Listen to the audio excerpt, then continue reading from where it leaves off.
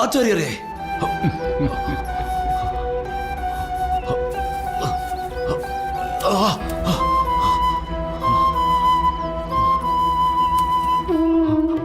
தாங்கள் போய் எனது காலை. என்ன இது? என் காலில் முள் தைத்த போது நீ துடித்து போனாயே, அந்த நட்பை நான் இன்னும் மறக்கவில்லை. நீ கவனமாக இருக்க வேண்டாமா? வா.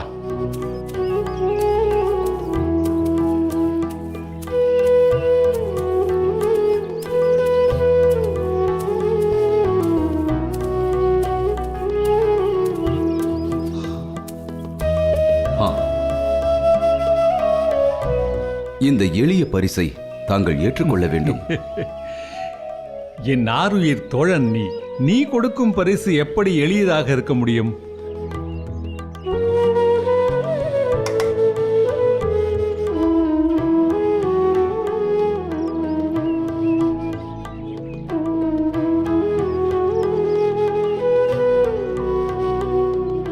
நீ வெகு தூரத்திலிருந்து வந்திருக்கிறாய், ஆகவே களைப்பாக இருப்பாய். இந்த பழங்களை உண்.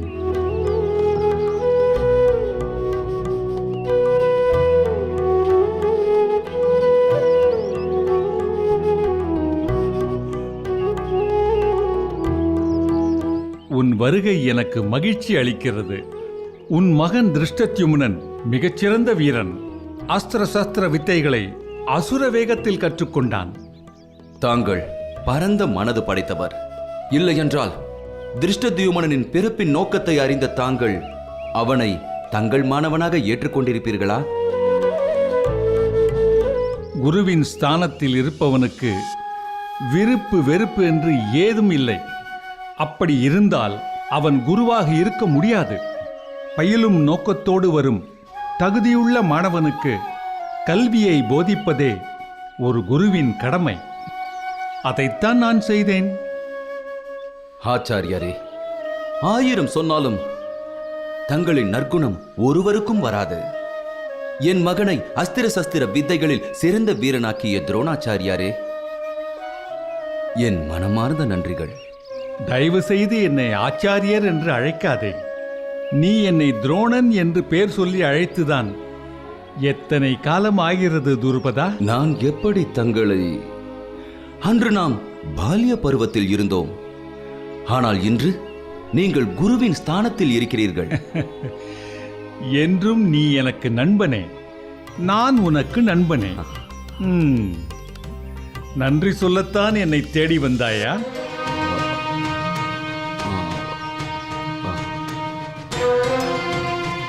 அது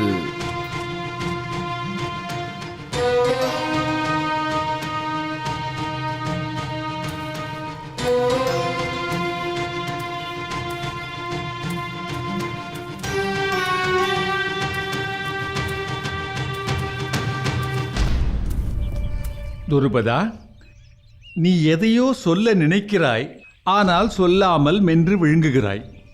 நான் உன் நண்பன் அல்லவா? தயங்காமல் சொல்.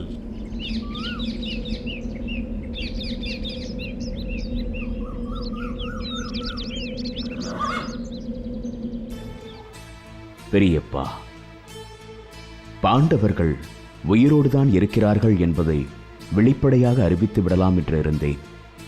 ஆனால் அந்த அறிவிப்பால் ஹத்தினாபுரத்தில் மேலும் குழப்பங்கள் ஏற்படுமோ என்று நான் அஞ்சுகிறேன். இல்லை விதுரா, பாண்டவர்கள் உயிரோடு இருப்பதை அறிவிப்பதற்கு இது சரியான தருணம் அல்ல. பாண்டவர்கள் ஐவரும் சூரியனைப் போல் மேற்கே மறைந்திருக்கிறார்கள். உரிய நேரம் வரும்பொழுது கிழக்கே உதிக்கும் சூரியனைப் போல் நிச்சயம் வெளிவருவார்கள். அதுவரை பொறுமையாக இருக்க வேண்டும். பிதாமகரே,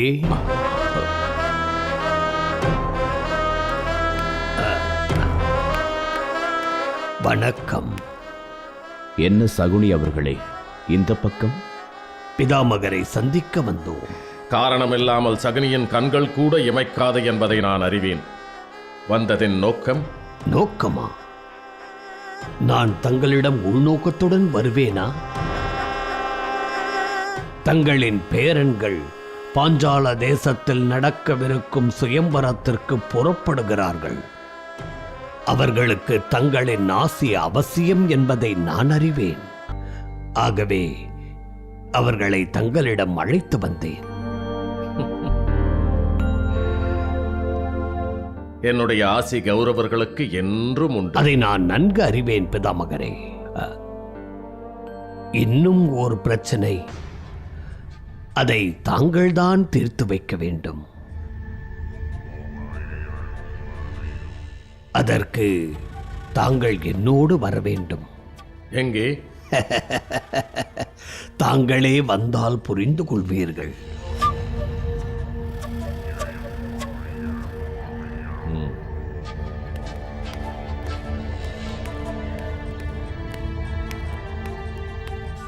துருபதா, நீ எதையோ சொல்ல நினைக்கிறாய், ஆனால் சொல்லாமல் மென்று விழுங்குகிறாய்.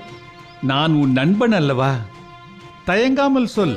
நான் தங்களிடம் ஒரு உதவி நாடியே வந்திருக்கிறேன்.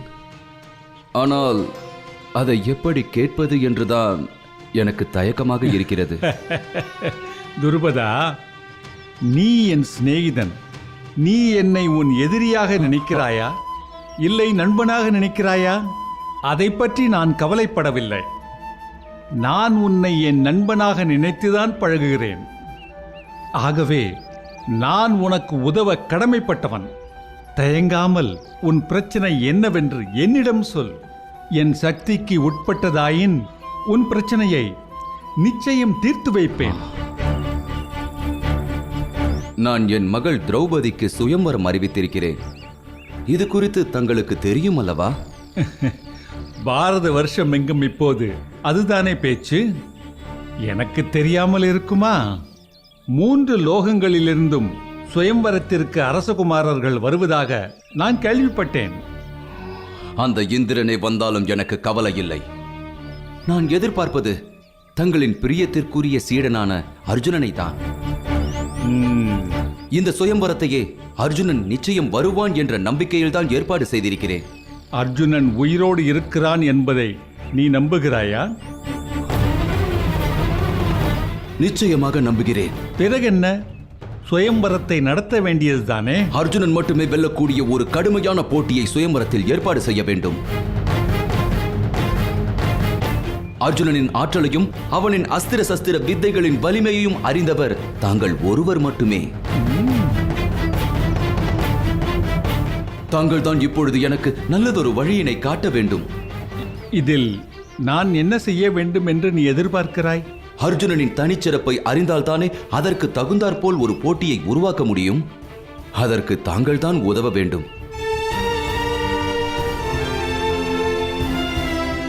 அர்ஜுனன் ஒருவன் மட்டுமே அறிந்த அஸ்திர வித்தை ஏதேனும் உள்ளதா?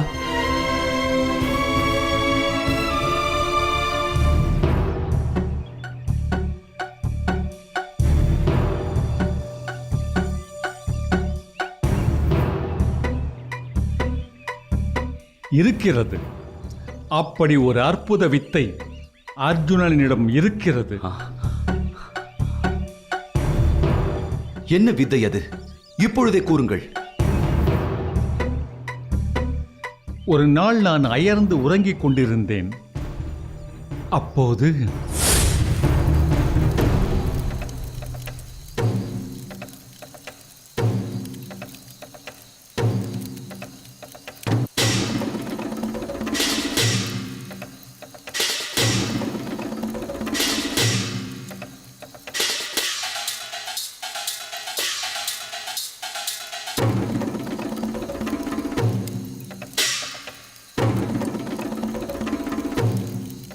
அண்ணா, தீப்பந்தங்களை அணைக்கச் சொல்லுங்கள்.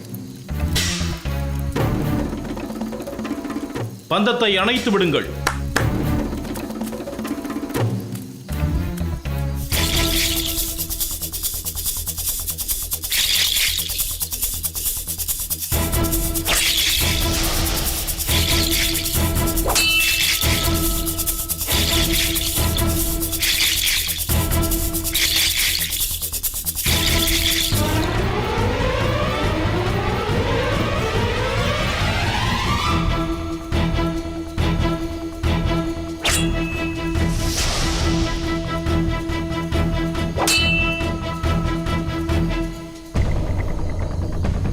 அண்ணா, இப்போது பந்தத்தை ஏற்ற சொல்லுங்கள்.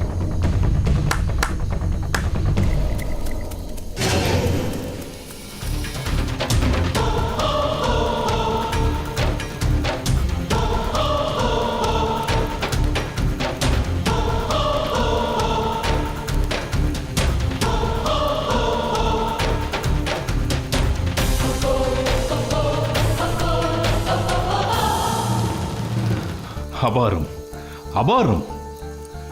நீயே உலகத்தில் சிறந்த வில்லாளி என சொன்ன நமது குருவின் வாக்கினை மீண்டும் ஒருமுறை நிரூபித்திருக்கிறாய். இருளில் கூட இலக்கை தவறவிடாத உன் அசாத்திய திறமை யாருக்கு வாய்க்கும்? உன்னை சகோதரன் என்று சொல்லிக் கொள்வதில் பெருமை அடைகிறேன். இப்படி ஒரு சாதனையை இனி யாரும் நிகழ்த்த முடியாது.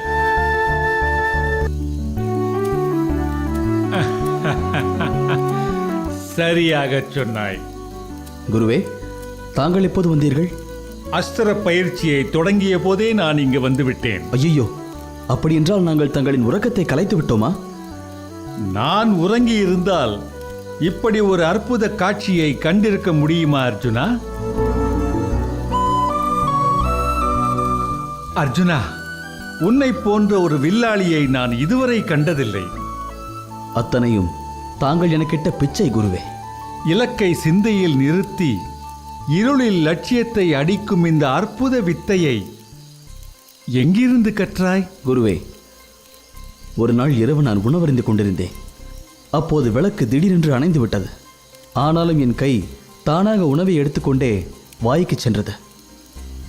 இது எப்படி சாத்தியமாகிறது என்று அப்போதுதான் யோசித்தேன். வாய் இருக்கும் இடம் ஏற்கனவே மூளையில் பதிவாயிருக்கிறது. எனவே இருளில் கூட மூளை கைக்கு கட்டளையிட்டு வழிகாட்டுகிறது.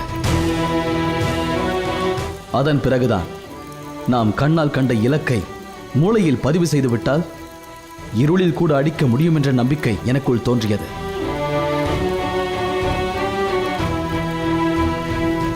உடனே அஸ்திர பயிற்சியை இருளில் தொடங்கினேன். வெளிச்சம் இருக்கும் போதே இலக்கை கண்களால் பார்த்து மூளையில் பதிய வைத்தேன். இருள் சூழ்ந்ததும் இலக்கிருக்கும் இடத்தை மூளை எனக்கு சுட்டி காட்டியது. அம்பெய்தி லட்சியத்தை அடித்தேன். குருவிற்கே போதிக்கும் ஆற்றல் பெற்றவன் நீ.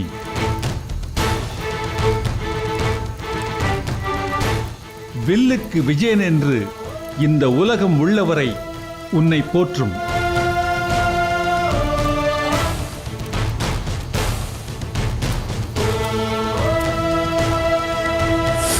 கண்களால் இலக்கை காணாமலே லட்சியத்தினை அம்பு கொண்டு எய்தும் ஆற்றல் இந்த உலகில் அர்ஜுனனிடமே உள்ளது. இந்த நூதன வித்தையை அறிந்தவர், நான் அறிந்தவரை அர்ஜுனனைத் தவிர வேறு எவரும் இல்லை. அர்ஜுனனின் இந்த ஆற்றலை மையமாக கொண்டு போட்டியை உருவாக்கு.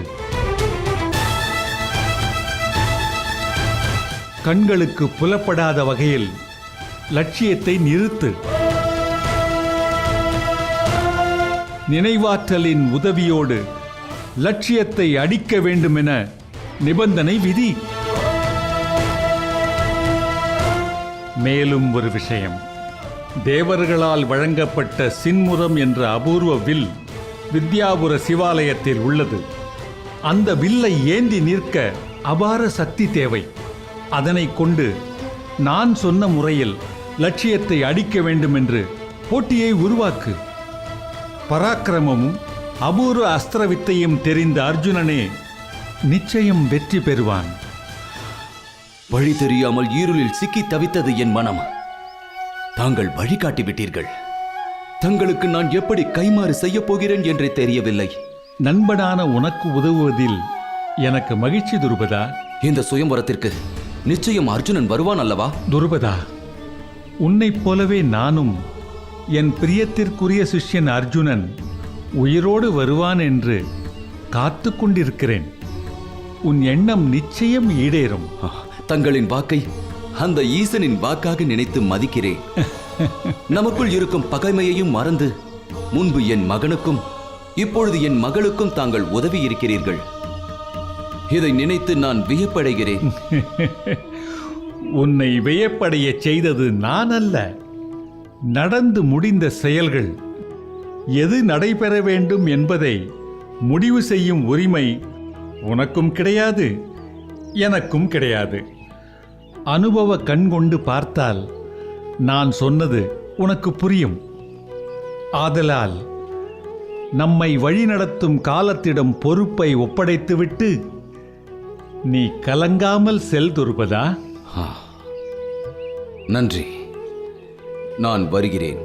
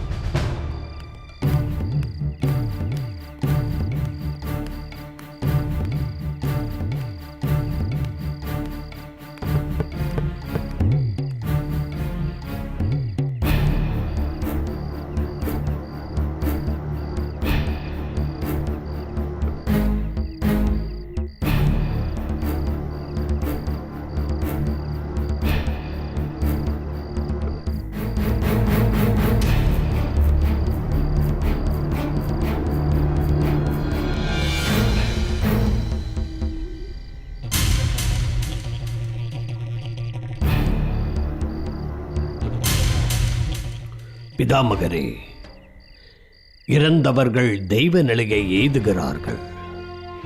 ஆகவே அவர்களுடைய ஆசியும் அவசியமானதல்லவா? நிச்சயமாக. நமது ராஜகுமாரர்கள் சுயம்வரத்திற்கு செல்ல தயாராகிறார்கள்.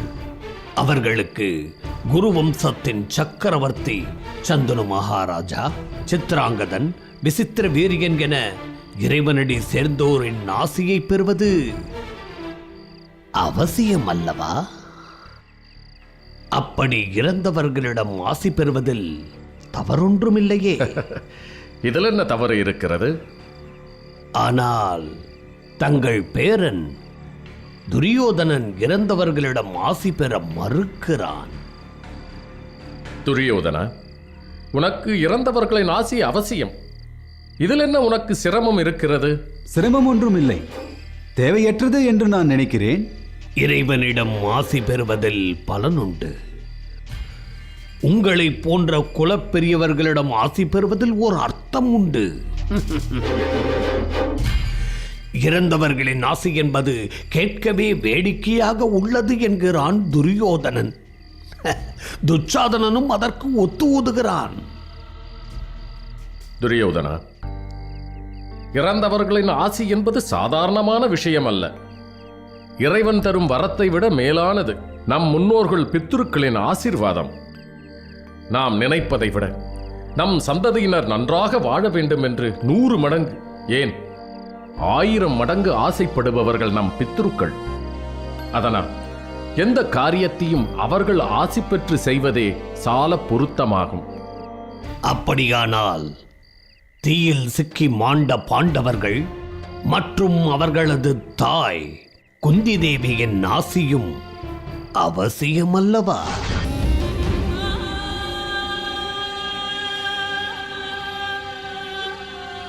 அது அது தேவையற்ற ஒன்று. துரியோதனன் சொல்வதுதான் சரி.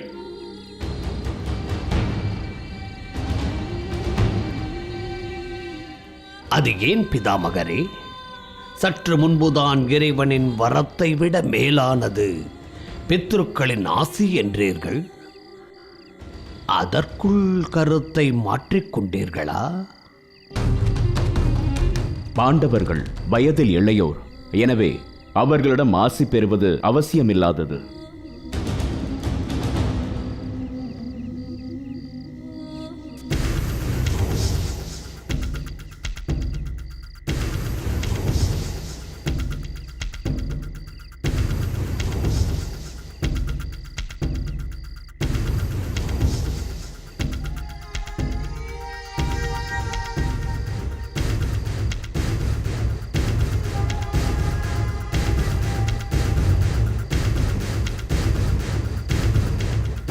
மனிதன் இறந்ததும் தெய்வமாகிறான். தெய்வத்திற்கு ஏது வயது? இதில் மூப்பு இளமை எங்கே வந்தது? எனவே மாண்டு போன பாண்டவர்களை வணங்குவதே சிறந்தது.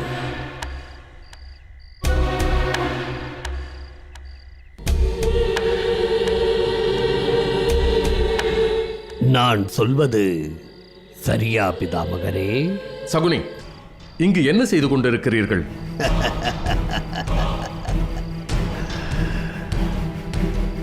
மாண்ட பாண்டவர்களை வணங்க ஏற்பாடு செய்கிறேன்.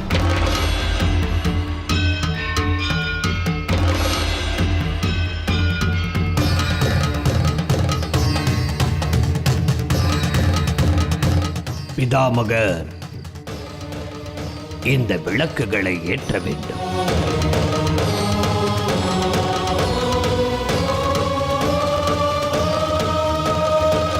நான் இதற்காக ஏற்ற வேண்டும். என்னால் இயலாது. பாண்டவர்கள் தீயில் கருகி மாண்டு வெகு நாட்களாகிறதல்லவா?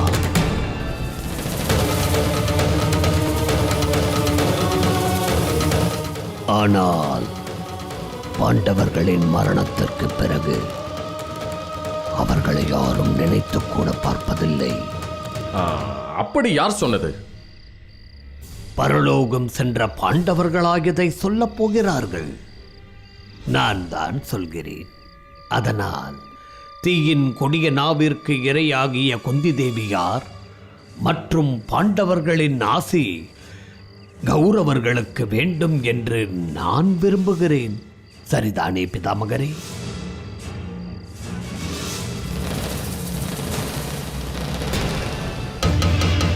பிதாமகரே, தாங்களே தங்களின் திருக்கரங்களால் மாண்டு போன பாண்டவர்களுக்கு விளக்கேற்ற வேண்டும். இறைவனடி சேர்ந்த பாண்டவர்களின் ஆசி கௌரவர்களுக்கு கிட்ட பிரார்த்திக்க வேண்டும். வாருங்கள். இல்லை, முடியாது. என்னால் முடியாது. ஏன் முடியாது? பாண்டவர்கள் ஆத்மா சாந்தியற்று பேயாக அலைவதாக எண்ணுகிறீர்களா? இல்லை, நரகத்தில் உழலும் பாண்டவர்கள் ஆசீர்வதிக்க அருகதையாகிவிட்ட ஆத்மாக்களாக இருப்பதாக நினைக்கிறீர்களா? போதும், நிறுத்து. இப்பொழுது உனக்கு என்ன? இந்த விளக்குகளை ஏற்ற வேண்டும், அவ்வளவுதானே? ஏற்றுகிறேன்.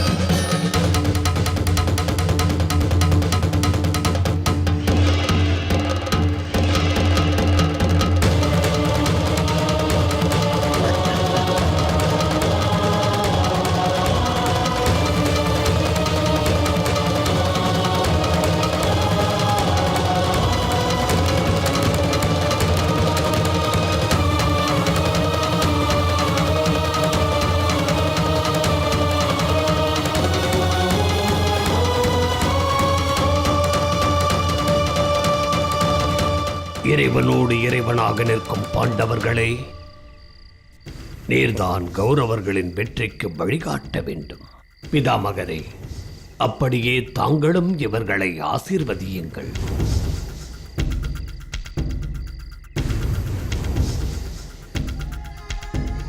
வாழ்த்துக்கள். எழுந்திருங்கள்.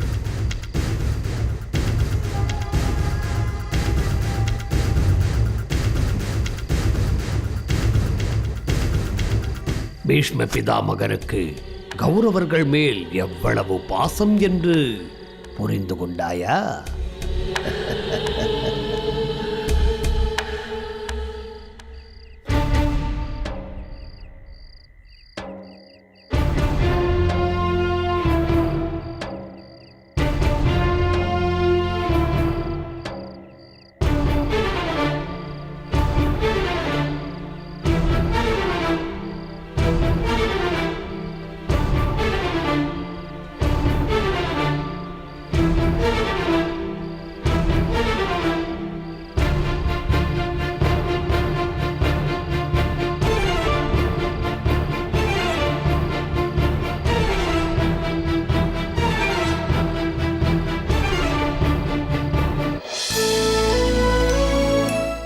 சத்யஜித், அண்ணா.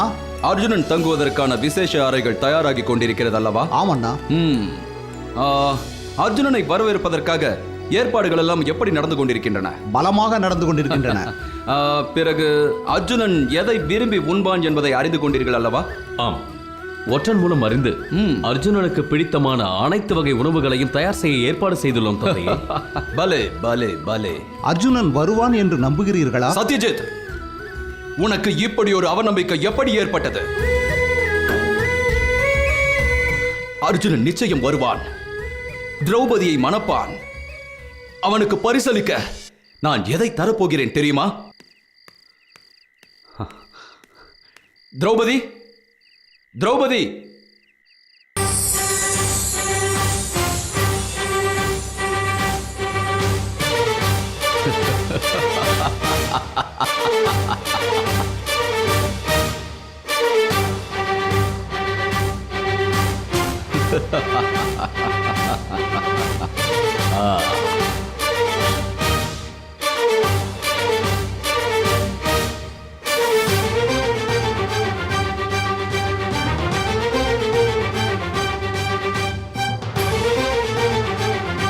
பார்த்தீர்களா?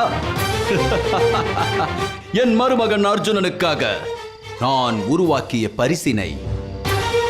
இப்படி ஒரு மணிமகுடம் பாரத வருஷத்தில் எங்குமே கிடையாது. பாஞ்சால தேசத்தின் கஜானாவில் இருக்கும் செல்வங்களுக்கு இணையானது இந்த மணிமகுடம். சிந்து தேசத்திலிருந்து வரவழைக்கப்பட்ட ரத்தினம், தக்காணத்திலிருந்து வைரம், சிம்ஹ தேசத்திலிருந்து மரகதம், காந்தாரத்திலிருந்து மாணிக்கம் என நவரத்தினங்களும் 4 திக்கிலிருந்தும் வரவழைக்கப்பட்டு நான் உருவாக்கிய மணிமகுடம். எந்த மணிமகுடம் என் மருமகனின் சிரசை அலங்கரிக்கப் போகும் அந்த அழகிய காட்சியினை காண்பதற்காக காத்திருக்கிறேன்.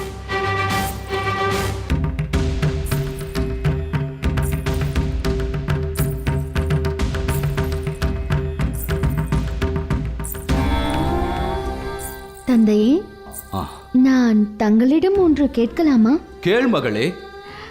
யாகத்தின் மூலம் என்னையும் அண்ணன் திருஷ்டதீமனையும் அடைந்தீர்கள். திருஷ்டதீமனின் பிறப்பிற்கு நோக்கம் இருக்கிறது. துரோணனை கொன்று வஞ்சம் தீர்க்க வேண்டும் என்பதுதான் அவன் பிறப்பின் நோக்கம்.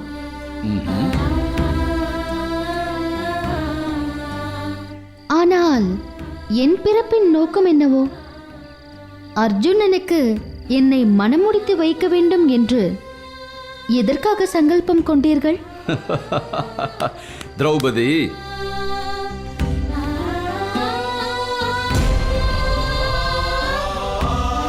துரோணரிடம் நான் பட்ட அவமானத்தின் போது நேர்ந்த சம்பவத்தை நீ அறிந்திருக்க மாட்டாய்.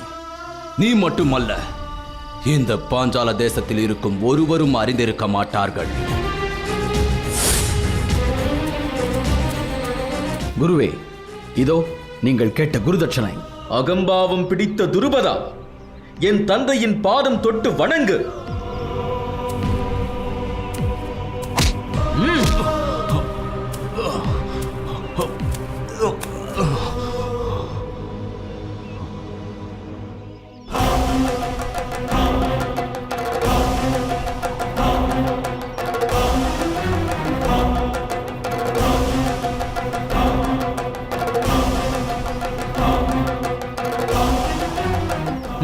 என்ன யோசனை? என் தந்தையின் பாதத்தை தொழுது நீ செய்த பாவத்தை கழுவிக்கொள்.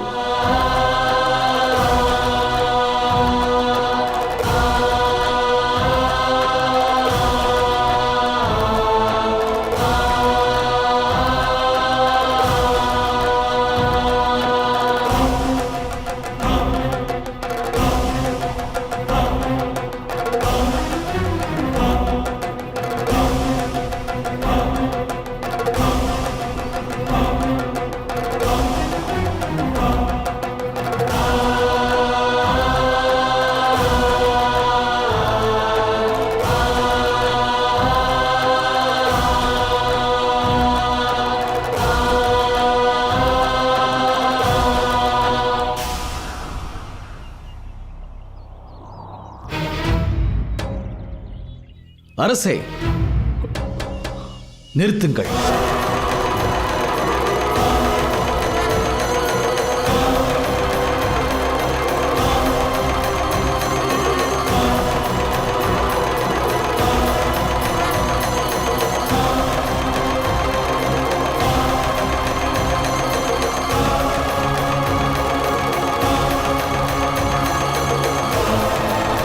அரசே, நீங்கள் என்னிடம் சிறைப்பட்டிருக்கலாம்.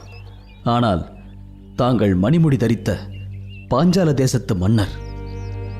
சத்திரியரான நீங்கள் உங்களின் நண்பர் துரோணாச்சாரியாரின் பாதம் தொட்டு தொழுவது என்றுமே முறையாகாது. ஏன் முறையாகாது? இந்த துருபதன் ஆணவம் கொண்டு என் தந்தையை அவமதித்தான். இப்போது சிறைப்பட்டு என் தந்தையின் முன் கைதியாக நிற்கின்றான். அவன் துரோணாச்சாரியாரின் கால்களில் விழுவதே சரி. அஸ்வத்தாமா, சத்திரிய தர்மத்தையும் குரு தர்மத்தையும் மறந்துவிட்டு நீ பேசுகிறாய். காரணம், ஆத்திரமும் பழிவாங்கும் உணர்ச்சியும் உன் கண்களை கட்டி போட்டிருக்கின்றன. நீ அறிந்த தர்மம் தான் என்னவோ? மணிமுடி தரித்த அரசன் இறைவனுக்கு சமமானவன். அவன் யார் பாதங்களையும் தொழுவது சத்திரிய தர்மத்திற்கு எதிரானது.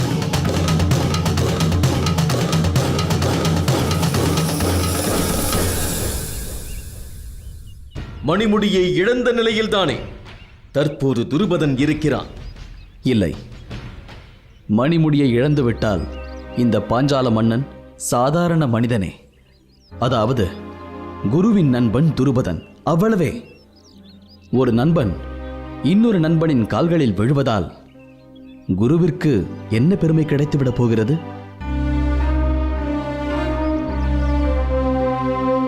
தன் காலில் தன் சிநேகிதன் விழுவதை ஆச்சாரியார் ஒருபோதும் விரும்ப மாட்டார். நான் சொல்வது சரிதானே குருவே? சரிதான் அர்ஜுனா. நடக்கவிருந்த பிழையிலிருந்து என்னை காத்தாய். இப்பொழுது நான் உனக்கு குருவல்ல, நீதி தர்மத்தை எனக்கு போதித்த நீயே என் குரு.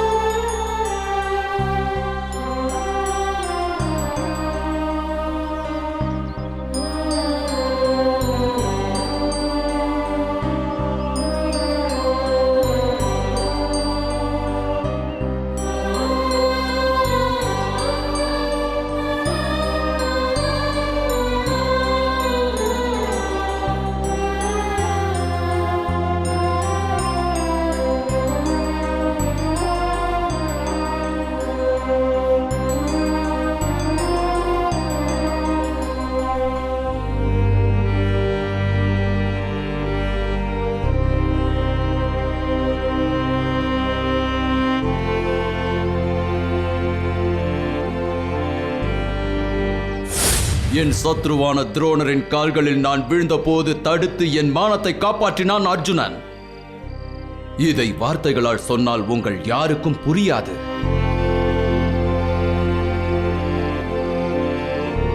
ஒருவேளை நான் துரோணாச்சாரியாரின் கால்களில் விட வேண்டியிருந்தால் என் புகழ், என் மானம், மரியாதை அனைத்தும் மண்ணோடு மண்ணாகி இருக்கும். அந்த துரோணரின் கால்களில் விழ வேண்டி நேர்ந்த போது நான் எப்படி துடித்தேன் தெரியுமா? அப்படி ஒரு சம்பவம் மட்டும் நடந்திருந்தால் இன்று இந்த துருபதனை நீங்கள் யாரும் உயிரோடு பார்த்திருக்க முடியாது.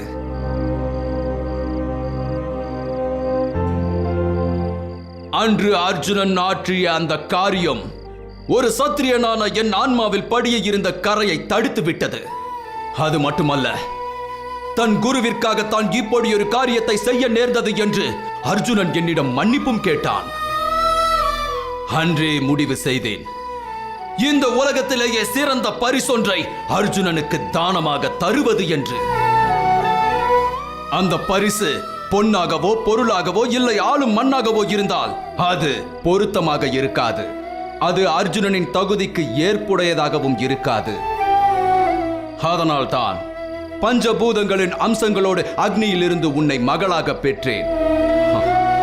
விலை மதிப்பே இல்லாத உன்னை அர்ஜுனனுக்கு பரிசாக கொடுப்பதற்கு துடித்துக் கொண்டிருக்கிறேன். அர்ஜுனனை உங்கள் மருமகனாக தேர்ந்தெடுத்ததில் அரசியல் உள்நோக்கம் இருப்பது போல் தோன்றுகிறதே. உண்மைதான்.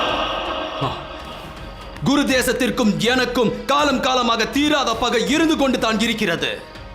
அன்று பசுக்களை கவர்ந்தான் விசித்திர வீரியன். அத்தினாபுரத்தின் வாரிசை அதனால் நான் சிறையில் தள்ளினேன். பொங்கி எழுந்தார் பீஷ்மர் பிதாமகர். அதனால் நான் பீஷ்மரின் பகையை சம்பாதித்தேன். அவரோ என்னை போரில் தோற்கடித்து மேலும் அவமதிப்புக்குள்ளாக்கினார். அன்றே பிறந்தது வஞ்சம். பாஞ்சால தேசமும் குரு தேசமும் தீராத பகை கொண்டது.